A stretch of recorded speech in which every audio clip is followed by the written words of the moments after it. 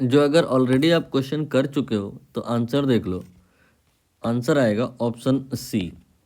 यहाँ पे de Broglie wavelength की बात हो रही है, बट बिफोर दैट कुछ न्यूक्लियर रिएक्शन के बारे में यहाँ पे डिस्कशन करना होगा। कह रहा है कि आफ्टर एब्जॉर्बिंग अ स्लोवली मूविंग न्यूट्रॉन, तो ये मैंने न्यूट्रॉन बनाया और ये न्यूट्रॉन एब्जॉर्ब हो जाएगा, कोई एक न्यूक्लियस है सपोज ए, उसके द्वारा। तो ये न्यूट्रॉन ए की तरफ आ रहा है, लेकिन कोई बहुत तेज़ नहीं आ रहा है, बहुत धीमे धीमे आ रहा है। मतलब इसमें आप मोमेंटम कंसीडर नहीं कर सकते, लिखा भी है कि P नियरली ज़ीरो है, इसका तो एग्जैक्टली ज़ीरो है।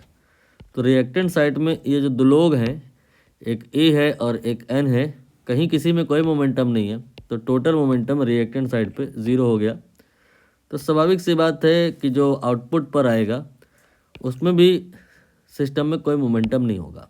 ए एक्चुअली दो पार्ट में ब्रेक हो गया है, एक है बी और एक है सी। ठीक है, अब यहाँ पर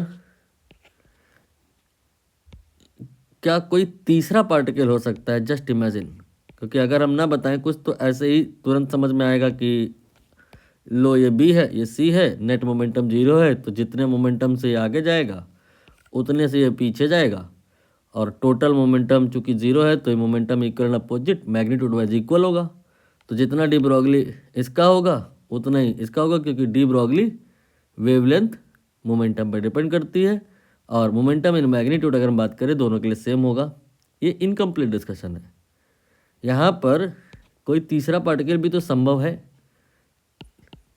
ये क्यों नहीं होगा? यहाँ पे तीसरा पार्टिकल क्यों नहीं होगा? इसके लिए क्वेश्चन में बहुत सारा इन्होंने ताम झाम फैलाया है। देखिए क्या इन्होंने कहा है कि सर ऐसा है कि जो ये आपका है बी और ये है जो सी, इनका मास m1 और 5m1 मान लो, और इधर इसका मास कैपिटल M है और इसका मास mn है। इधर जोड़ दो तो टोटल मास इतना आ जाएगा, इधर जोड़ दो तो इतना आ जाएगा, और कह रहे हैं ये जो है इसके बराबर है, ये इसके बराबर है। इसका मतलब इनडायरेक्टली ये इक्वेशन हिंट कर रही है कि मास का डिफेक्ट न्यूक्लियर रिएक्शन में एक्सपेक्टेड होता है, बट यहाँ हुआ नहीं है बिकॉज ऑफ दिस कंडीशन।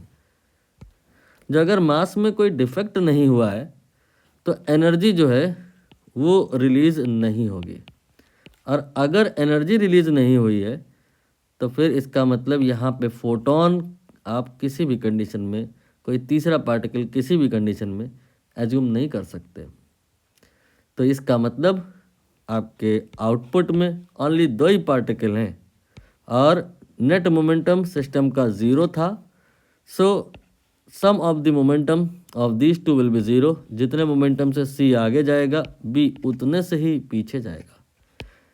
दोनों का मोमेंटम इन मैग्नीट्यूड इक्वल होगा, और जो डी ब्रॉगली होता है वो होता है h/p। पी यहाँ पे मोमेंटम वेक्टर नहीं है, मोमेंटम का मैग्नीट्यूड है, जो कि दोनों में सेम है। सो दोनों की डी ब्रॉगली सेम आएगी। अगर एक की लैम्डा थी तो दूसरे की भी लैम्डा ही होगी।